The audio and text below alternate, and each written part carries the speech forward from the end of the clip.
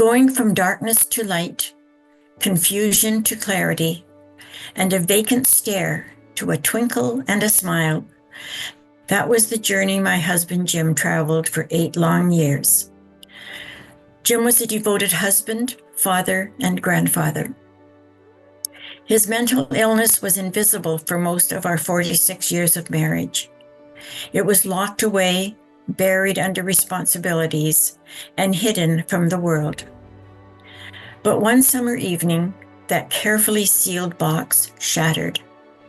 The weight of sorrow, disappointments, and struggles overwhelmed him. Jim saw only one way out. He attempted to take his own life. And that is when we entered the healthcare system. Jim was admitted for 6 weeks, and in those 6 weeks, I watched my husband, a man with a lifetime of love, humor, and memories, become just another old man in a hospital bed. His personal belongings were lost, as if they had no meaning. His fall went unreported, as if his safety didn't matter. His basic dignity was neglected, as if he was invisible. The stereotypes of old age hung over him like a sentence. Too old to recover, too frail to matter, too complicated to treat.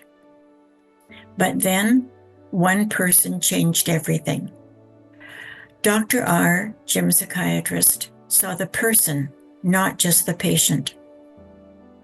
When others were ready to send Jim to a nursing home to live out his days trapped in his own world, Dr. R. pushed back.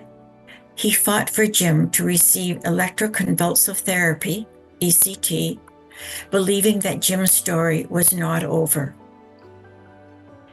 And then something remarkable happened.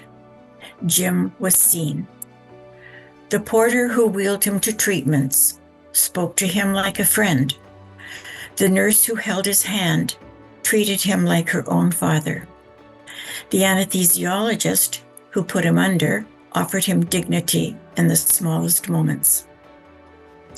It took 6 or 7 treatments before we saw the change. And then, one day, there it was, a mischievous twinkle in Jim's eye.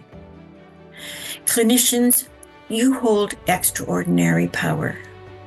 The way you see, hear, and treat older patients is not just a reflection of your professionalism. It is a reflection of your humanity. If you treat only the disease, you are doing your job.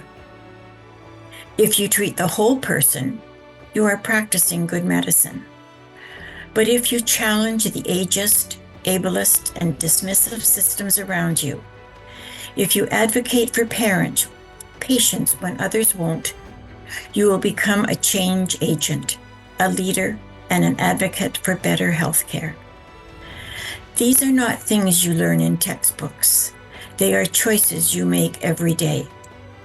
So, when an older person enters your care, ask yourself, will I see the years in their face as a burden, or will I see a life still worth fighting for?